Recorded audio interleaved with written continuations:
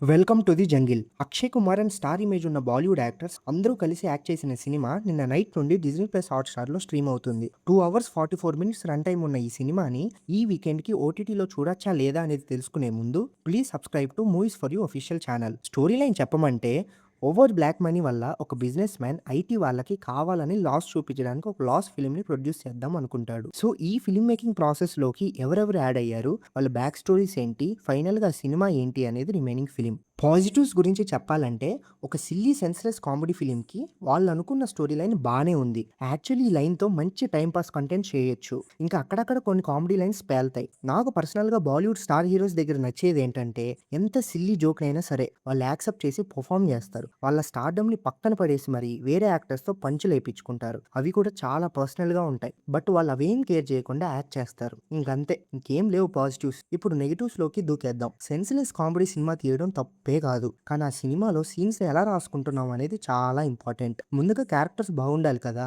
మనకి నవ్వు రావాలంటే ఆ సిట్యుయేషన్స్ అంత హిలేరియస్‌గా ఉండాలి. మరి సినిమాలో సీన్స్ ఎలా ఉన్నాయిరా అంటే ఒక సీన్‌కి ఇంకో సీన్‌కి సంబంధమే లేకుండా, ఒక్క ఎపిసోడ్ కూడా ఫన్నీగా లేకుండా చాలా ఇరిటేటింగ్‌గా ఉంటాయి. ఈవెన్ మన 'జబర్దస్త్‌లో' స్కిట్స్ ఇంకా బాగుంటాయి. స్టోరీస్ సిల్లీగా పెట్టుకున్నారు, ఇట్స్ ఫైన్. సినిమా మొత్తం అదే టోన్‌లో ఉండాలి గదా! కాసేపు సిల్లీగా ఉంటది, కాసేపు సీరియస్‌గా ఉంటది, కాసేపు ఎమోషనల్‌గా ఉంటది. ఏదేదో అవుతూ ఉంటది. మీ motive only to create laughs అంటే ఒక్క పని మాత్రమే చేయండి. మధ్యలో ఏవేవో ఇరికించి పెంట చేయకండి. ఓకే.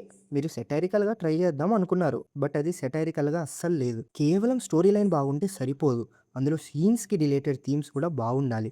మెస్సీగా బిర్యానీలో పాన్ పరాకేసుకొని, అందులో సాంబార్ పోసుకొని తింటే ఎలా ఉంటదో అలా ఉంది సినిమా. 'సుడిగాడు' లాంటి సినిమా తీయడం అంత ఈజీ గాదు. ఈవెన్ అది సెన్స్‌లెస్ సినిమా అయినా కూడా దానికి ప్రాపర్ రైటింగ్ కావాలి. అంతేకాని దొరికిన యాక్టర్స్‌ని అందరిని పెట్టేస్తే సరిపోదు. యాక్చువల్లీ హిందీలో కూడా కొన్ని సెన్స్‌లెస్ కామెడీ ఫిల్మ్స్ బాగుంటాయి.